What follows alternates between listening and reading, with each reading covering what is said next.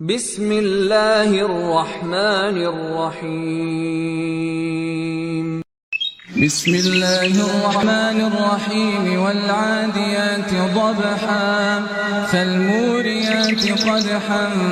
فالمغيرات صبحا فأثرن به نقعا فوسطن به جمعا